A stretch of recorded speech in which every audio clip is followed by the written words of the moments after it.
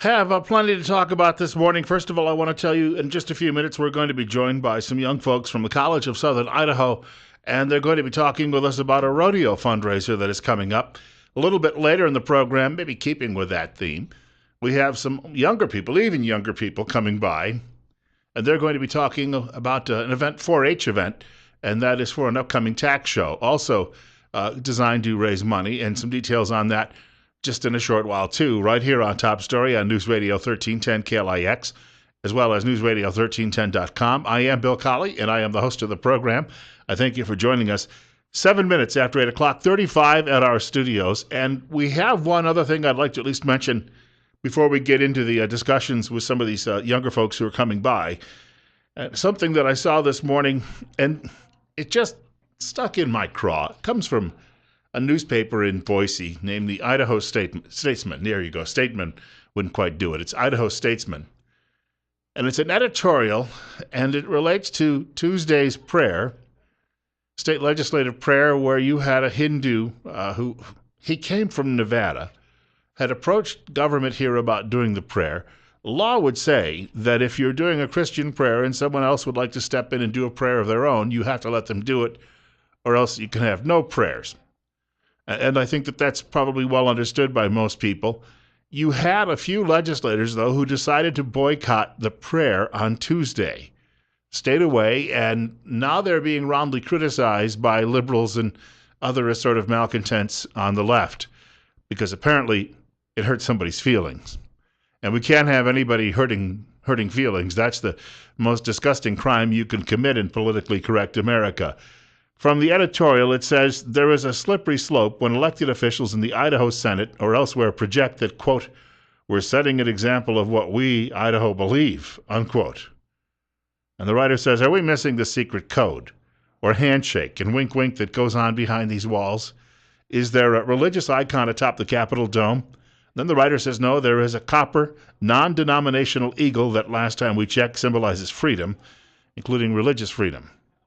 Of course, I don't know how much that has to do with the prayer going on. That's a bit of a stretch, I think, too.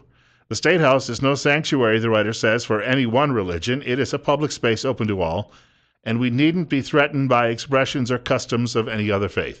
And I'll be honest, I'm not. And I don't have an issue. I know some people have told me that they were a little disturbed by this happening, but I don't necessarily have an issue with a variety of different prayers. But the question becomes, how many different faiths do you have to recognize? Are there 7 or 8 that really make a difference around the world? Pretty much. Beyond that, if you have, some of these people I mentioned the other day who they take a dead dog down to the taxidermist to have it stuffed, and then they worship that inside a pyramid, they're fruitcakes. Let's be honest about that. And should fruitcakes be allowed to come in and have prayers as well? So the Statesman is not answering that question about just how far this should actually go. And number 2, I wish these newspaper people would be just as vocal in defending Christians as they are in defending people of other faiths, because obviously they're not. Think about what Ben Carson said the other day, talking about his religious views in relation to same-sex marriage, and he is just being hammered. Oh, he's a bigot, he's a hater, he's a mean-spirited individual, and he should never be allowed to get anywhere near the White House. No, he's a Christian. And these are things that Christians believe. If you really take your faith seriously and you believe what's in that book, then that's what you believe. And so you have folks in establishment media who just refuse to say anything nice about Christians or respect any Christian beliefs, but they will jump through hoops to defend and promote everybody else's religious faith. I'm a little sick of it. There are things I don't like, and it's because that's what I believe, that's what I was taught growing up, that's what I have been taught in church, and I'm going to honestly tell you right now, I don't need to be losing my job and have to go live under a bridge somewhere because somebody else's feelings are hurt by it. I'm not over there kicking down their door. I've made this analogy before. I'm not rushing into their homes and saying, stop doing that behavior. I'm then not handcuffing them and dragging them away to jail. I leave them alone. What's the old phrase? I believe it's from A Man for All Seasons, where he says something along the lines of, I think none harm, I say none harm, I do none harm. Well, that's what I'm trying to do. But on the other hand, Don't tell me what I need to believe and tell me what I need to say publicly or not in order to keep my vocation. That is my means of making a living. 812. We have a caller with us this morning. Our telephone number at Top Story is 736-0300, 736-0300, and you're up next on News Radio 1310, KLIX. Good morning. I certainly agree with everything you're saying, and I like to say Christianity's been pushed down. I want to switch subjects while I have an opportunity to call in, and that's remember when Boehner and Simpson and company said they were going to fight executives? Well, tell you what, that's not my subject right now, and I've got other callers. The show is not called What's Your Beef. I know it might be hard for people to believe this, but I actually come in here with it all planned out. And we'll take your calls at another time on that subject. You're up next. It's 8:13. Bill Colley with you on Top Story. That must be that person also wanted to go off the beaten path as well. 736-0300. Once more, 736-0300. Many, many years ago, I remember going to a Bible school. I must have been about 10 or 12 at the time.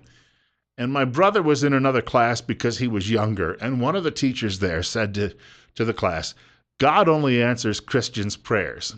Now, my parents, who were nominally Christian, they were infuriated by that, and they pulled us out of the Bible school. But in retrospect, if you actually believe, as you're a Christian, if you actually believe that Jesus is God incarnate, and that when he said, I am the way, and nobody is going to get to the Father but, through me, then you would actually believe that. Now, I know some people out there might say, well, that's not inclusive. Well, why do you care what I believe? Again, I'm not forcing you to believe it. And this is where we continue to get off the rails on all of this. And your good buddies over there in left-wing media, they would just like to silence you completely and tell you that every religion, including the dog stuffers, that they're as equal as what you believe. And that's simply not true.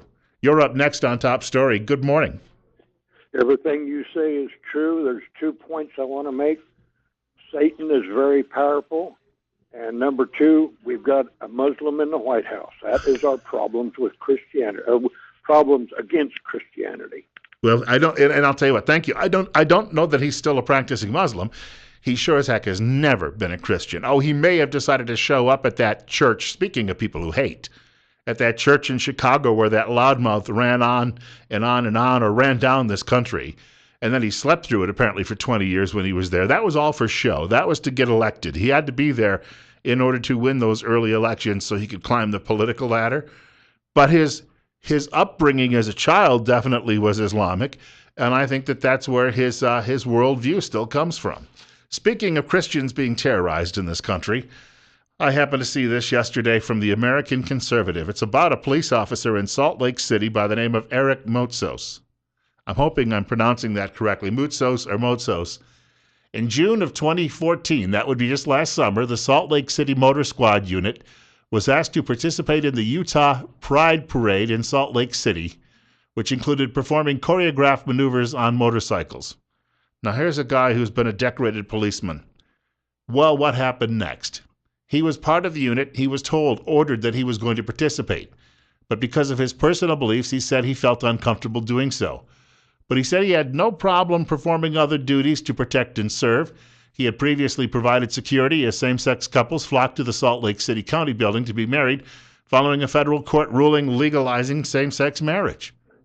He said that at that point, he went to his superiors, and what he told them was, I will gladly do the traffic detail, but I am not going to participate in the parade because people then would believe I'm sanctioning this, and I am not going to sanction it due to my personal religious beliefs. Guess what happened? A couple of days later, he was called in by a supervisor, told to turn in his badge and his service revolver, or pistol in this case. No one's using revolvers, I guess, in policing any longer. Then he was driven home, and they went home and picked up any other effects he had that had belonged to the police department. So in other words, he was fired on the spot for refusing to participate in a parade that he felt celebrated immorality because of his Christian beliefs. It isn't enough that these people want to be tolerated, and tolerance is not a Christian virtue, but we do it because we're polite and nice people. It isn't enough. They want you to come over to their homes and participate, apparently, and they are going to force that upon you. The writer of this story says, what Motsos is learning, what all traditional Christians will soon learn, is that there is no accommodation to be made. You are the enemy and must be crushed. You will be forced to advocate for things that violate your conscience, and if you refuse, it doesn't matter how far you are willing to go to be accommodating, you will be branded a hater and forced out of your job.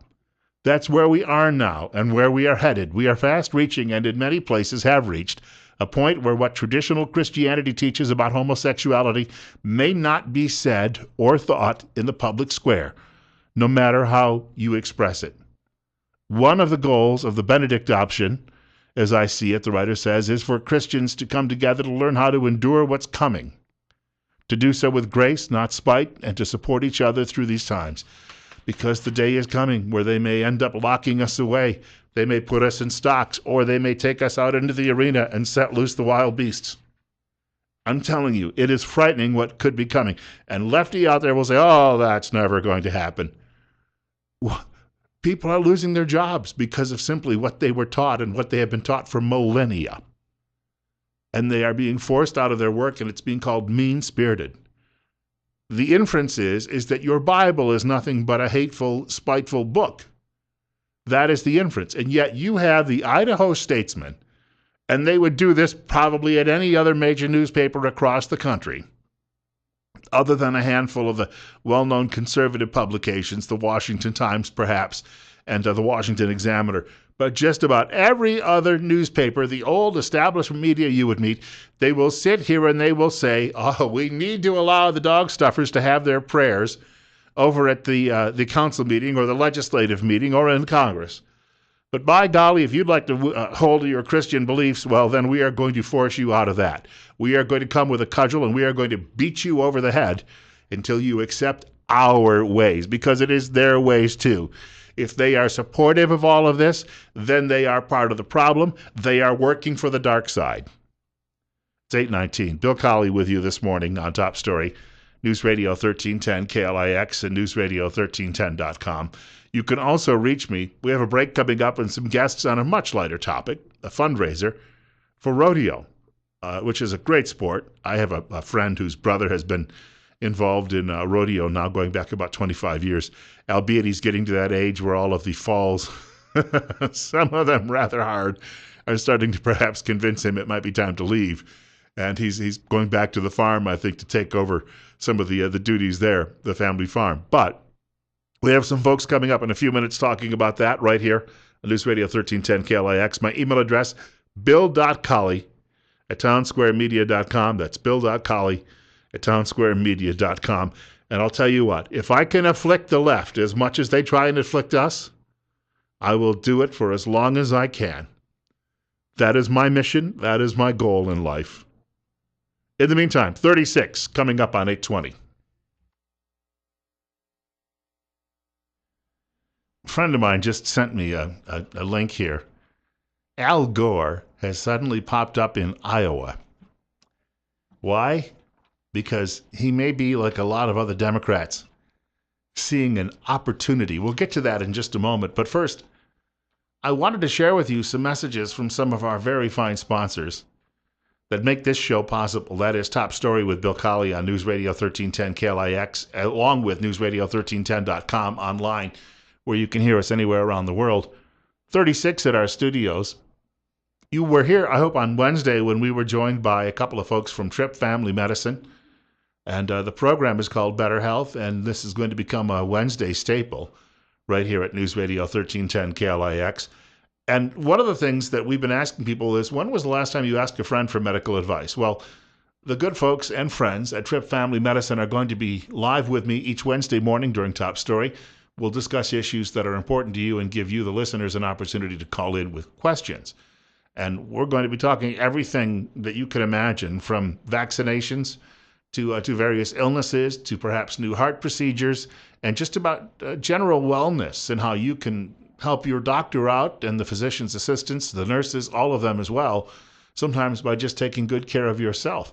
Tune in each Wednesday at 8:30 a.m. for Better Health, brought to you by Tripp Family Medicine in Twin Falls, across from the post office on Fillmore Street, because Life's too short not to feel good. I really had a good time in the discussions the other day with the people from the office, including Dr. Tripp, and he is graduate of medical school where he actually was acquainted with Senator John Barrasso from Wyoming, who was a doctor, and kicking around the idea about maybe getting Senator Barrasso on the air some morning, talking about some issues about health because of the relationship the two men have. Also, I wanted to mention Western States Bus Services hiring part-time bus drivers right now.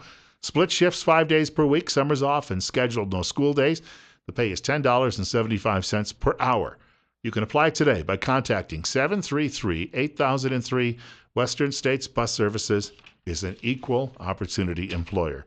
Why is Al Gore going to Iowa? Well, Al Gore is now, like a lot of Democrats, smelling blood in the water. Not that they're sharks, they're more reptilian. Shark not being a reptile, of course. A shark having a better disposition than most Democrats in this country. Why are they smelling blood in the water? Well, because Hillary Clinton may be imploding. I have never... I was watching the Fox 5 the other day, and Juan Williams was patting the mainstream media on the back saying, well, at least the New York Times and the Washington Post are going after this story, and conservatives say they usually would ignore it. Well, let me tell you something. They can't ignore it. It is so obvious. It's something that even if they wanted to try and ignore it, they wouldn't be able to do it because of the actions of Mrs. Clinton. Yet, there is a headline attached at WashingtonPost.com today to a lead editorial, and this is the headline: Hillary Clinton's use of private email reflects poor judgment. What? I mean, there may be criminal activity going on here. There may be an obvious effort to try to obfuscate, is I think the word. And that would be to obfuscate various facts that could be embarrassing for her. Maybe related to the Benghazi attacks a few years ago, which she and her fellow travelers covered up and tried to make it look as if it was some other cause rather than a terrorist attack in order to preserve a re-election for President Obama. So we are now perhaps going to get, if we ever see the rest of these emails, and we don't know how many there are, how many will be saved. She could send 5 or 6 over and say, oh, that was all there was. And how will we prove it otherwise? We don't know yet. But you have the possibility that if she violated some laws, she could be going to prison. Now, I don't think that's going to happen, but we're already seeing, now that the Times and the Post have reported the story, you can bet that they're going to try to soft pedal it from here on out. And I tell you that because when they say it's a lack of judgment, when indeed there may be criminal activity, they're already trying to soft pedal it so that they can try and drag her across the finish line next year. Because they're frightened that if it's not Hillary Clinton as the nominee, that if it's a log, and he's not a human being, he's just a great big stiff log like Al Gore, and Martin O'Malley, who is the other potential candidate I've heard mentioned in the last few days, no better than Al Gore. They're frightened because any one of these fellows in the Republican Party, and there's 147 of them running for president, could end up winning the election, and that would frighten the libbies to no end because then the Republicans would likely have both houses of Congress and the presidency, and I don't think that has happened in this country probably since the 1920s. So nearly 100 years has passed, and they must be over in liberal land, apoplectic at this point, or they must be in a mental breakdown. The writer at the Washington Post says it may be that Mrs. Clinton, and Ms. Clinton, by the way, they say, not Mrs., used private email because she anticipated Republicans would be on the prowl for scandal and wanted to control what part of her record might be scrutinized. So now they're trying to blame Republicans because Hillary Clinton may have broken laws. Hillary Clinton was trying to be, how shall we put it, as least transparent as possible in her work. Remember, there was an ambassador that was fired on her staff for using private email instead of using... She put the security of the United States at great risk. And here you've got the Washington Post saying it's poor judgment and Republicans are to blame because they make her feel she has to do this. Hello?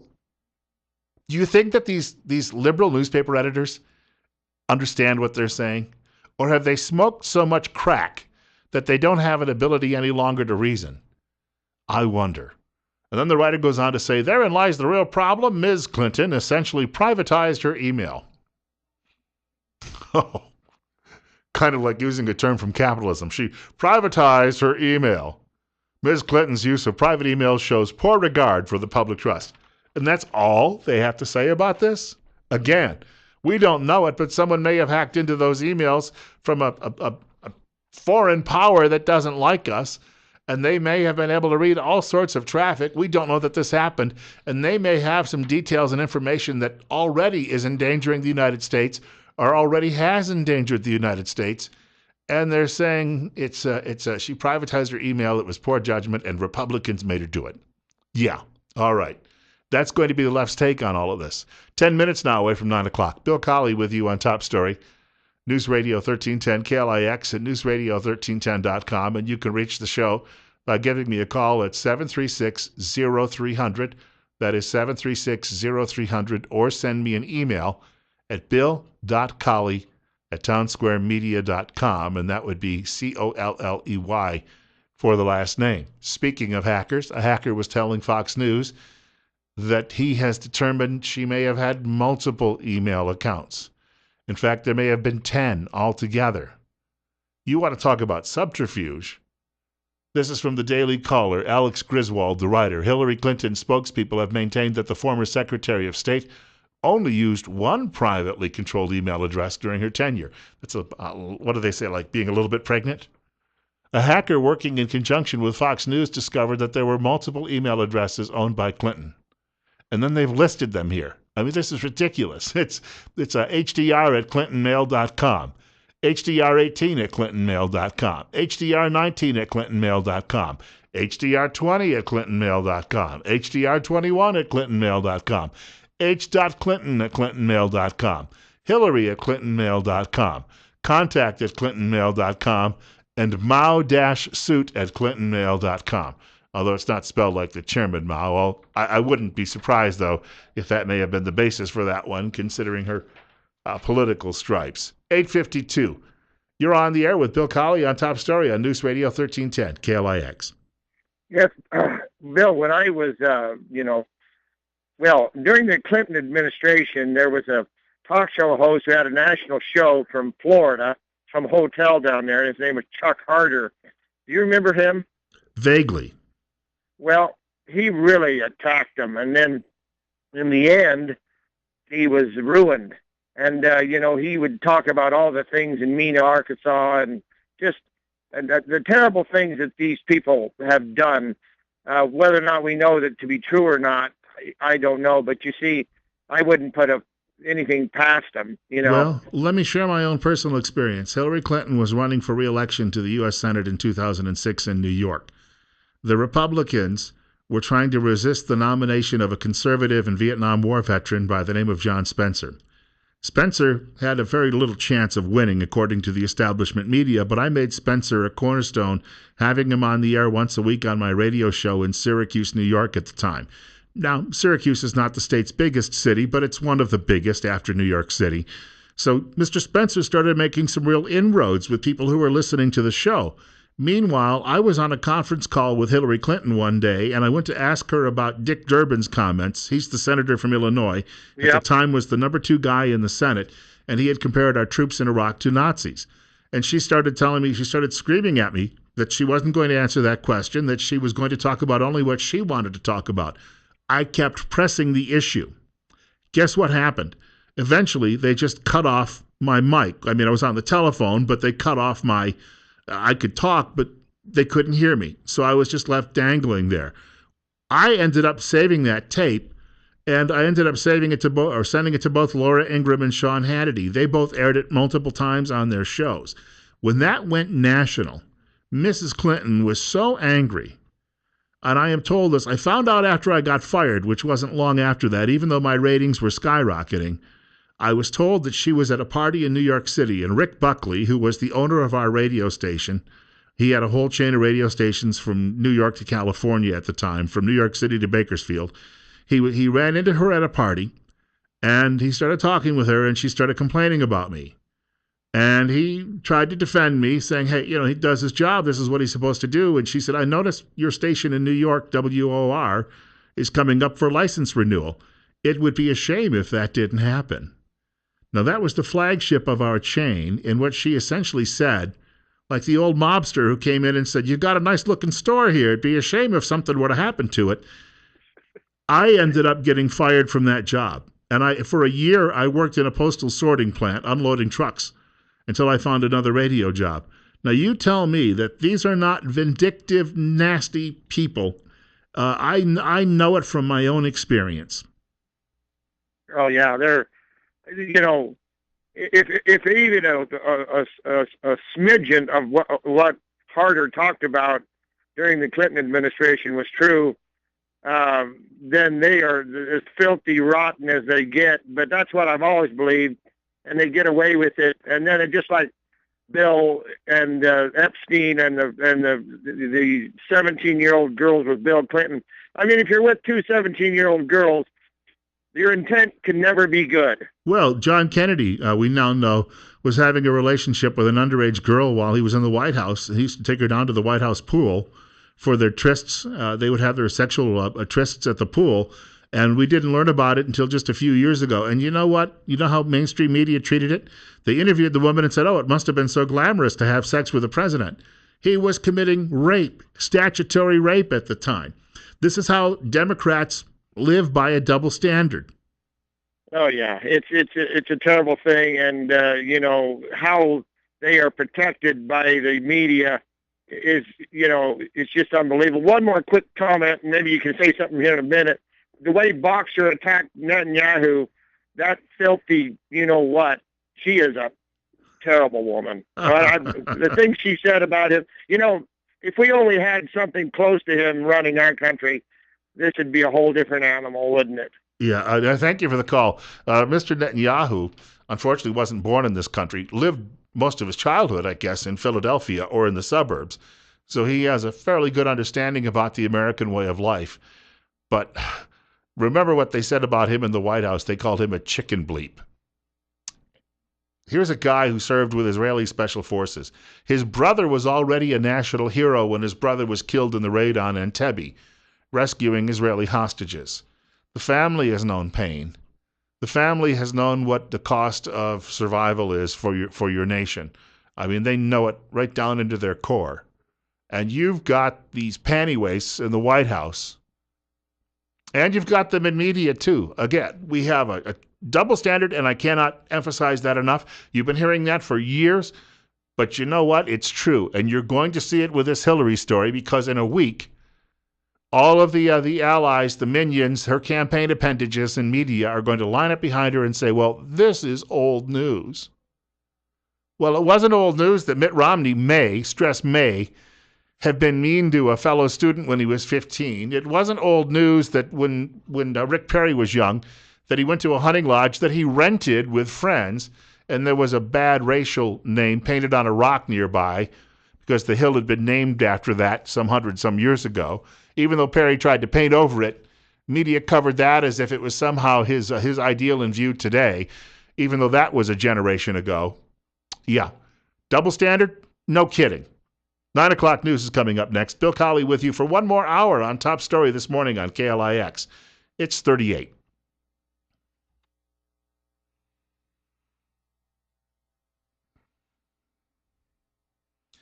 What has this world actually come to? I'm looking at a headline right now. Just got this in my email.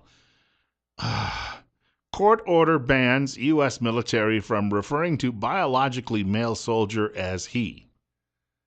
The soldier previously known as Bradley Manning would be the one in question, now calling himself Chelsea Manning.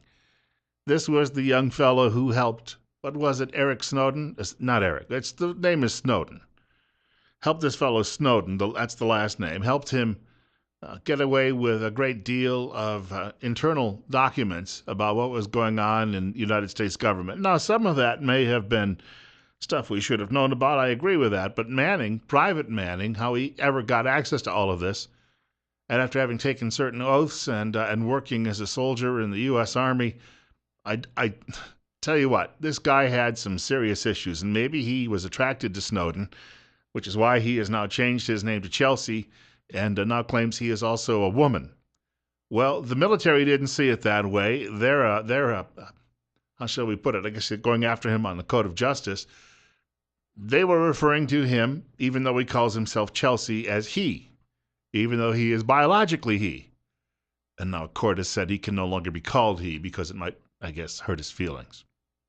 He sold his country down the river and may be the biggest traitor since Benedict Arnold, but by golly, we don't want to hurt his feelings. No. He could be taken out and shot for this, but before we shoot him, we don't want to hurt his feelings. 8 minutes after 9 o'clock, 39. Bill Colley with you on News Radio 1310 KLIX and newsradio1310.com. Do you sit at home sometimes and just wonder how we got to this point? And did we not notice it? Or did we not put up a fight perhaps when we should have? And it just at some point we should have stood up and said in large numbers, enough. And maybe that would have stopped this sort of ridiculousness and the dumbing down of our culture, actually the destruction of our culture, which seems to be what so much of this really is all about. It's that Alinskyite or Plivin, or whatever they called it, strategy to bring the United States to its knees so they can install their socialist paradise. Just like they have in all of the European economies where people are starving, or in the communist countries where people are starving. Makes no sense to me, but somehow they believe it. Here's a story I happen to see today.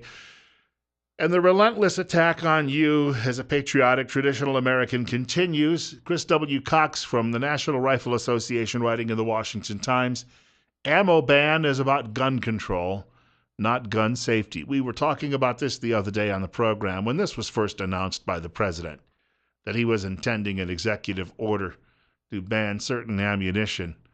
We didn't get to it immediately. We were talking about some other issues for a few days, but this is still percolating in Washington.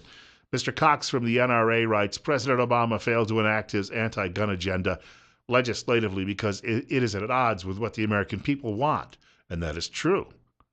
The American people, even after a lot of these school shootings, didn't change their minds. I mean, there were some emotional moments where polls showed a little bit of a bounce in favor of gun confiscation, but that quickly subsided. You know why that happens? Because the number of these shootings has actually been dropping steadily over the last 40 years. But see, they don't want to tell you that in government because then you get the impression America is getting safer. The writer goes on to say, the president is using the ATF, that is alcohol, tobacco, and firearms, to impose gun control that he couldn't get through Congress. So he tried to ban America's most popular rifle and failed. Now he's trying to ban the ammo. M855 or M855 ammunition has long been exempt from a federal ban because it is primarily intended to be used for sporting purposes. Nothing about this has changed. That is still how it's used today. And then they tried to take a page from Michael Bloomberg saying, well, it could be used against police officers. No, my friends, it's never been used against police officers. Even the man who was in charge of the Fraternal Order of Police on the national level came forward and said that was a ridiculous argument. Yesterday, there was a police officer killed in Philadelphia. One of my best friends, he had a father and uncle who were police officers in that city. The uncle, in fact, was the bodyguard for the former police chief and later mayor of Philadelphia, Frank Rizzo.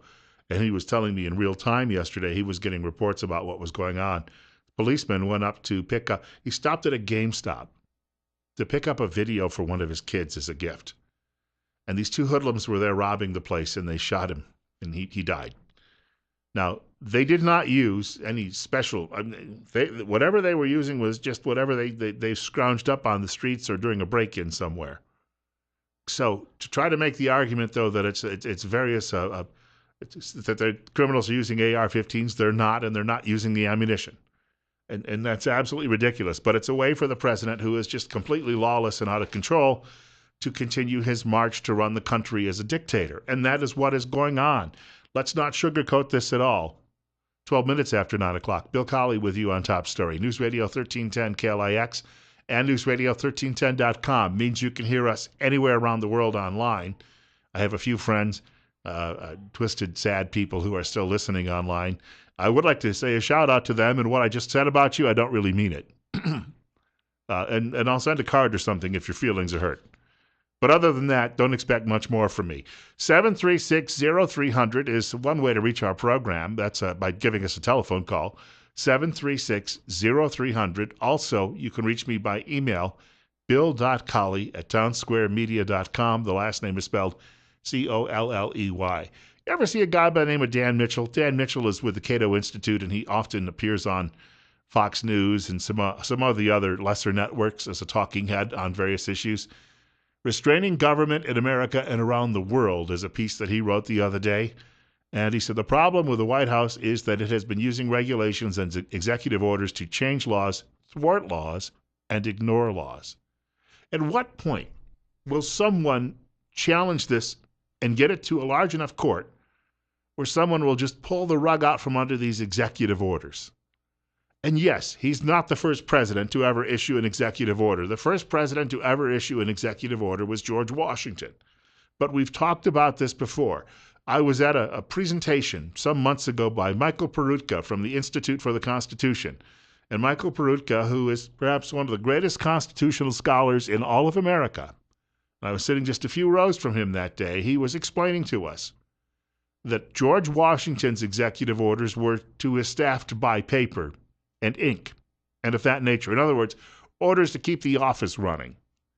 But this notion that somehow the president can bypass a co-equal branch in the courts or Congress and say this is the way it is because I feel that way. I'm sorry, it doesn't work that way in a constitutional republic.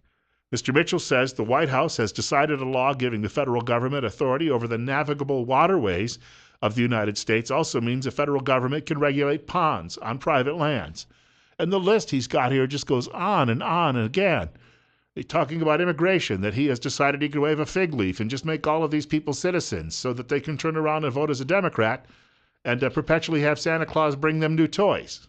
Here's another one. While Obama may not have a problem with the notion of America becoming a banana republic, we actually do, Mr. Mitchell says, have co-equal branches of government, and each has its own specific role. Here's he said, the relevant text from the Constitution as obtained or contained in the official repository.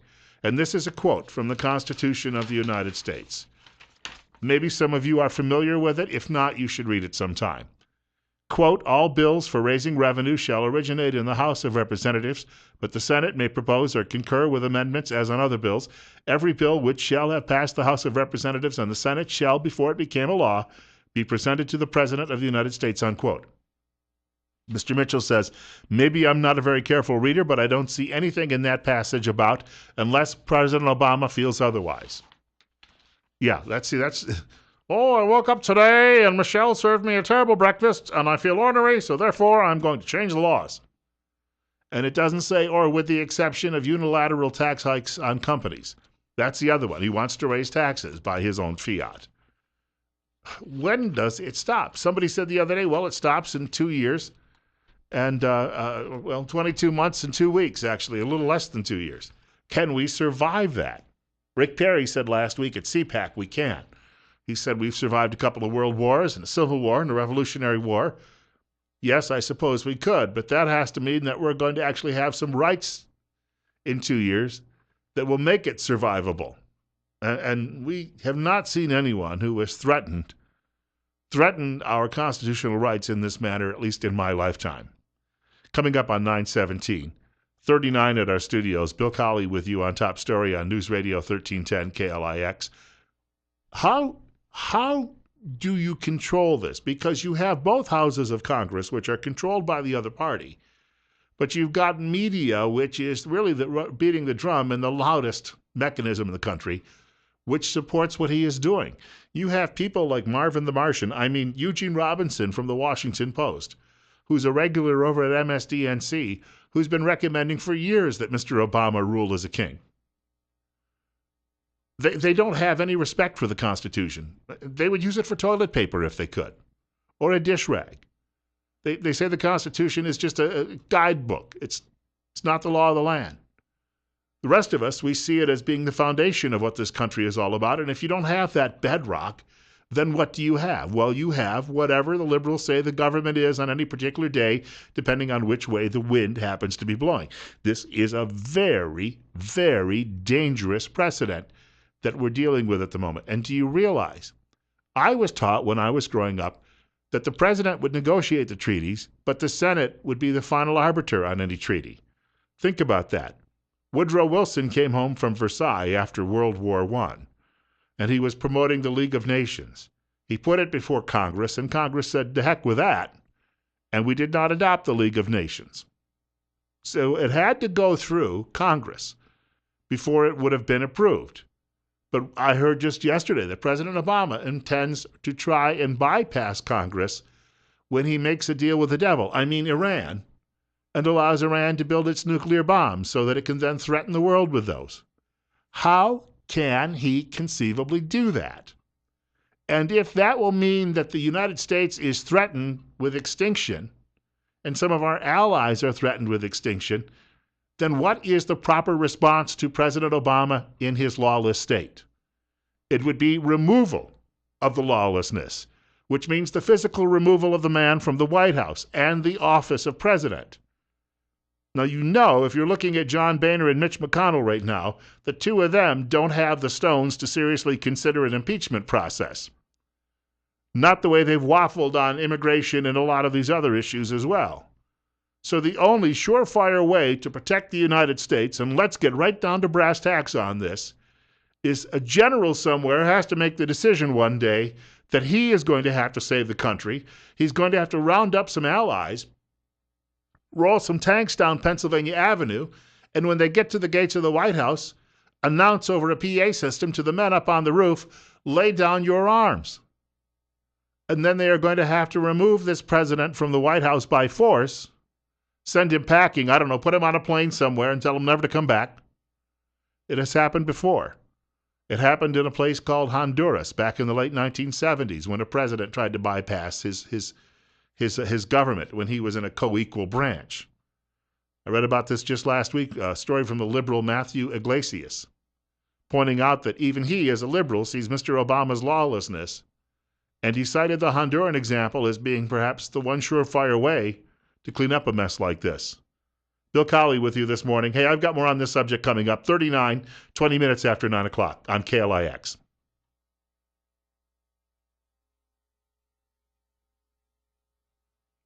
Back from my water refill. I got so worked up there, my throat got dry, my mouth got dry. My apologies if I sounded like I was filled with cotton when I was running down my thoughts on how we could turn this thing around, because it's getting to crunch time, and we may not have a lot of other good options left. 24 minutes after 9 o'clock, 39 at our studios. Bill Colley with you on News Radio 1310 KLIX, newsradio1310.com. And you can reach our program today by giving me a telephone call, 736-0300. That is 736-0300. Also, you may choose to reach me by email at bill.colley@townsquaremedia.com. The last name is spelled Colley, bill.colley@townsquaremedia.com. And I do want to point out, I've got quite a bit of programming time left here, almost a half an hour, a little over half an hour. So more than willing to wrestle with a few of your telephone calls if you're so inclined to touch base with me.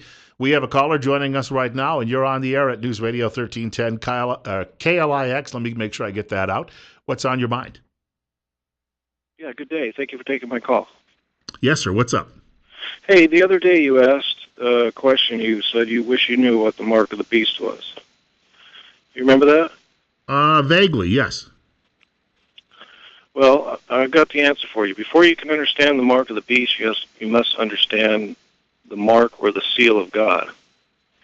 And you can find that in the Ten Commandments, Exodus chapter 8 there. A seal is made up of a name, a title, and a territory. So God's seal is the Lord, his title is the Maker, the Creator, and his territory is the heavens, the earth, and the sea is all that is in them. Okay. And that would get us then to recognizing the mark. That would be the seal of God. So in order, right, but then following you understand, all right, the mark of the beast is anybody that does not have the seal of God in their head. And the seal is symbolic. You're marked in your head. Everybody's going to be marked. Either you have the seal of God in your head, or you have the mark of the beast in your head or your forehand. And it's symbolic in the sense that when you're sealed, you have the truth in your head. That's where you think. Well, it would be versus, let's say, being tattooed then or marked with an ID number, such as we have with Social Security and the like. I thank you much for the call, sir. I think we're also looking at someone, though, who would put himself above heaven, above the Creator, and above God. We may be dealing with someone who runs a country that way. 926, especially a very big and powerful country, or at least somewhat powerful still. You're up next on KLIX and News Radio 1310.com. Hey, Bill. Paul Yanucci. Hey, Paul, long time no see. Yes, sir. Yeah, I was listening to you on the stream there, and I've been following you on Facebook with Salt Air, and just calling to call in and say hello, and good to hear you still putting out the business, buddy, and more people ought to listen because this guy in office, as far as I'm concerned, we don't have a president running this country right now. He's an idiot, imposter, a liar, whatever you want to call him, he's it. I need to tell people, Paul, that you were a longtime Democrat. I still am. Right, and yet your views of what we're going through right now very much dovetail line. Well, Bill, I've said this before. I am a longtime Democrat, and I lifelong, and I thought about changing parties, but then I said, why should I? I said, if I can change from within, and it doesn't make any difference what party you're in anymore, because the people of this country need to wake up and see what this guy for what he is. And even some of our congressmen, they're supposed to be the representatives of our country. We are taxpayers that are paying their money, and yet they refuse to listen to us. And if we have to keep on voting these people out to get the people in that we need to listen to us, then that's what we need to do. I never believed in term limits because a term limit is if we vote these people out, whether they make one term or 10 terms. If a person's doing a good job, I got no problem with him staying there.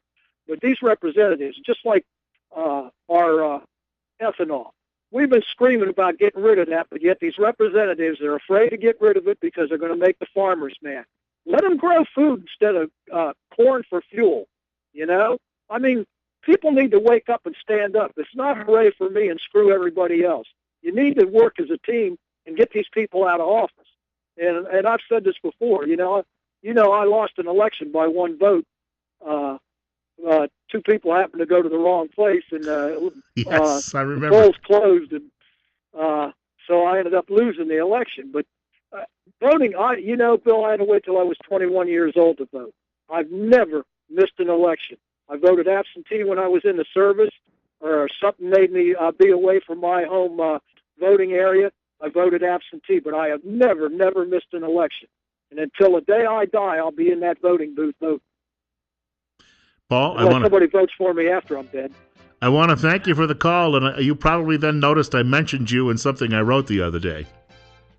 I'm not sure. I've been trying to catch up. I get so many emails or so many posts on Facebook. I try to catch up and listen to your. I've got a hard break coming up. I'll just share it was the statement you used to use long ago when you used to say, "Don't pee in my face and tell me that it's raining." Still one of my favorites. Thank you for the call, brother. God bless you. Good hearing from you. We've got a break and hearing from some of our fine sponsors in just a moment. It's 9:30 and 40 at our studios at KLIX. My friend Paul, who called just a couple of minutes ago on Top Story, tell you a little bit about his background. He was involved with flying these mammoth tankers around for the U.S. Air Force for a quarter century. Then when he got his discharge and finally decided to move on in life, worked as a police officer for many, many years. His hometown, I drove right by the exit for his hometown on Route 80 on my drive to Idaho when I took this job. Because I decided not to fly in, I decided to see some of the country. So I went from East Coast and all the way to Twin Falls, Idaho in a matter of a few days. But I drove right by the exit to his hometown, which is a place where they used to make probably half the tires that were used all over the world. But we've gutted American industry for all sorts of reasons over the last 50 years, much of which really is dealing with an effort to try to be fair and nice to the rest of the world, even though we worked hard to build what we have. And secondly, because there are people out there who simply benefit and profit from breaking up the United States in whatever parts it is and selling it off piece by piece. And most of those people are politicians, which is unfortunate. And as Paul mentioned, the reason he's a Democrat still is because what you believe has nothing to do with your party registration, and I feel the same way myself. I'm a registered Republican simply because I have some similar beliefs to some of what the Republicans have, but there were certain parties I might have felt even more closely attuned to. I loved a fellow a couple of years ago who was running for president by the name of Virgil Goode on the Constitution Party line. My Lord, this guy would have been a great leader of men and women in this country. I got to say men and women to be politically correct. But I couldn't register in the state I lived in as a member of the Constitution Party. But I could be a member of the Republican Party. So, I flipped that coin and I took that one, that particular route a long, long time ago. But Paul brings up a good point. It really comes down to what you're willing to do for this country individually. And there's a man who was serving his country and then served in a police department even after he got out of the military service. So, and he's still serving the country. I was at a public meeting one time several years ago at an American Legion Hall, and they were taking some questions from the audience. He got up and offered some thoughts from the audience. He got more applause that night than any of the main speakers. I really, truly love seeing that. And I wrote a piece about a week ago I just posted it on LinkedIn, and also Gmail allows you as well now to put blogs up at your Google website or whatever you call it. I have to admit, I'm not the most technical guy in the world, but I wrote a post and I opened it up with Paul's famous saying, which I referenced a few minutes ago, "Don't pee in my face and tell me that it's raining." Well, he might not have said pee at the time, but I think we all understand what's going on here. We have people in government and in academia and in media, news media, who've been trying to tell us how the world works for years. And you know what? We know better. We know better, and I'm sick to death of that. He reminds me of a guy I worked with way back in the 1980s. I worked with a disc jockey named Johnny Vann. Johnny Vann had been a contemporary of Alan Freed, and Johnny had worked in Cleveland and Los Angeles and New York City and Philadelphia. And I met him late in his life. He was probably in his mid-60s at that point, and he was living near his grandchildren. He wanted to be near his grandchildren, so he was working at a small market radio station with me. And when he got hired, one of the guys said, "Oh, I know Johnny Vann." He said, "He won't be here long. He's a floater." I said, "What do you mean?" He said, "Oh, Johnny's always leaving for another job. Johnny always thinks there's something better just over the next horizon." I thought, oh, he's going to be one of those. But what I discovered very quickly working with Johnny was he came into the building one day and we had a meeting. And of course, what would happen is there would be corporate changes made, cutbacks made, various things would happen. And then some manager would always come in and try to sell it to you. And they weren't very good salesmen. And they would tell you, well, this is actually going to be good for everybody in the long run. You know how that works. Well, most everyone knows better, but they'll just sit there and listen, and they're all plotting in their own minds, how can I get out of here? The reason Johnny moved around to so many different radio stations is because Johnny was the guy who would sit there and listen to that baloney and then suddenly say out loud in front of everybody else, that's a load. And stop trying to sell me a load. I don't need it. I've got enough fertilizer to deal with. And that would make people angry that employed him, which was why Johnny moved around the country so often in a long radio career. Not because he was always looking for the next hill, but because he was deadpan honest. This was a guy in 1986, 87, who told me that we would eventually see the broadcast industry consolidated and that would be done to cut news staff especially, because he said that way you won't be able to ask so many questions of politicians. And I remember thinking in the late 1980s, gee, I don't know about that. But in 1996, Bill Clinton and his buddy Al Gore ramrodded through something called the Telecommunications Act, and lo and behold, everything Johnny said would be happening did happen. The man was bearing witness. He was a prophet, if you will. And my friend Paul, who called a few minutes ago, same way.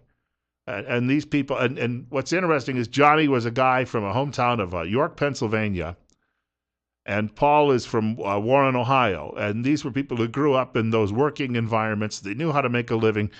And they knew the value of honesty, too. And there's not a lot of that going around any longer. 20 minutes away from 10 o'clock. 41 at our studios. I'm Bill Colley on Top Story. News Radio 1310 KLIX and newsradio1310.com. Coming up in about 10 minutes, the Huckabee Report with Governor Mike Huckabee. I hope you can stick around for that. Hey, speaking of also being honest, a lobbyist working for a business group has been suspended because he wrote a profanity-laced email about someone in state government. Yeah, but what if it's true? A friend of mine just sent me a note, and you may have heard that they're all crowing in media, all of the allies of the president. The fellow travelers are saying, well, unemployment is down to 5.5%, pre-recession levels. Isn't this great? Isn't this wonderful? And there were 250,000 or 60,000 Americans hired last month in February, and that was 20,000 higher than had been expected. Everything is coming up roses. We've turned the corner. America is going to recover. By golly, it'll be just like the late 50s again, except for the recession of 57, 58. And it'll be wonderful, and all you need to do is vote for more Democrats to play Santa Claus. Except a friend of mine sends me a note today saying that 62.8% of the labor force participation is now hovering near a 37-year low, and 92,898,000 Americans were not in the labor force. That would actually be just under 93 million for you public school graduates. Let me share with you what that means. They're not counting those people who are not working. If they were counting those people who are not working and no longer getting benefits, that unemployment rate might be 22%. So why can't we get people in media to tell us the truth about these things? Next time you see one of those liberals sashaying down the street on his way over to the Times News office, stop and ask that question. See what answer you get. They'll come back with, oh, workers of the world unite, or something like that. And then you'll know what their true stripes are and what they're really trying to accomplish. 9:45. Bill Colley with you on Top Story on News Radio 1310 KLIX. At newsradio1310.com, you can reach the program by giving me a call at 736-0300. That's 736-0300. I want to mention 41 right now. We're looking at some weather. It'll be near 70 by the beginning of next week. Oh, love it. And I know we need the rain. That'll be coming sometime in the middle of next week. But I'm not going to complain about any temperatures in the 60s or 70s. It means the heat doesn't have to keep kicking on at the house. I have a story off the AP wire. We may get to it before the end of the show. Mike Huckabee's on the way in about 4 minutes.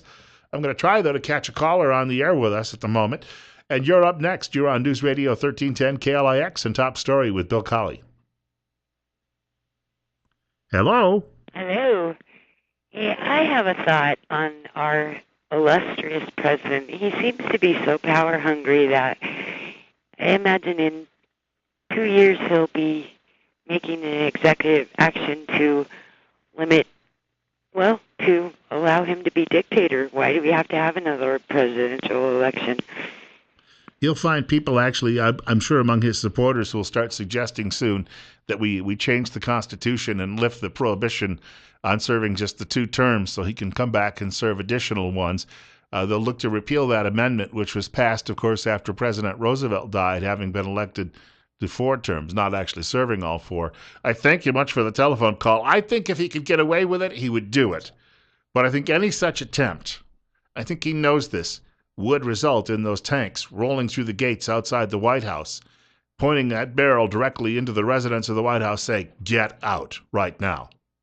That would be the end of any attempt by Mr. Obama to take over and rule as the emperor of the United States of America, which he really doesn't have any respect for in the first place. You're up next, and you're on the air with Bill Colley on 1310 KLIX.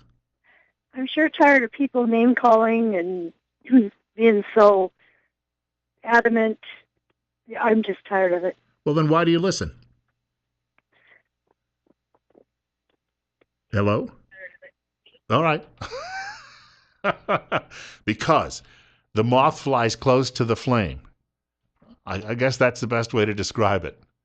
Here's something I had to come up with. Speaking of name-calling, from the Associated Press, the head of Idaho's pro-business lobby has been placed on temporary leave after sending a profanity-laden email criticizing a state senator and suggesting the group introduced retaliation legislation. The Idaho Statesman reports the board of the Idaho Association of Commerce and Industry made the decision, regarding President Alex LeBeau on Thursday. So I looked at this, and I don't really know the full story, and people will say, well, you have to be more diplomatic, and in this day and age, you have to show you've got a little bit more couth than sending an email laced with profanity. But what if he's right? I mean, what if he needs to get a point across, and maybe he doesn't need to be politically correct. Maybe he needs to give a verbal slap in the face. Maybe that's what this is all about. My father's generation, I'm not recommending we return to their means of doing things, but they would say things that were very politically incorrect, and they would profanity in my dad and his neighbors and friends. I tell you what, it was inseparable. And they also were men who settled disputes with their fists. We don't do that any longer either. At least using profanity is a lot less harmful than using somebody's fists, although the liberals would say that, words are harmful and somebody's feelings might get hurt, and we can't hurt anybody's feelings because then they'd be sad.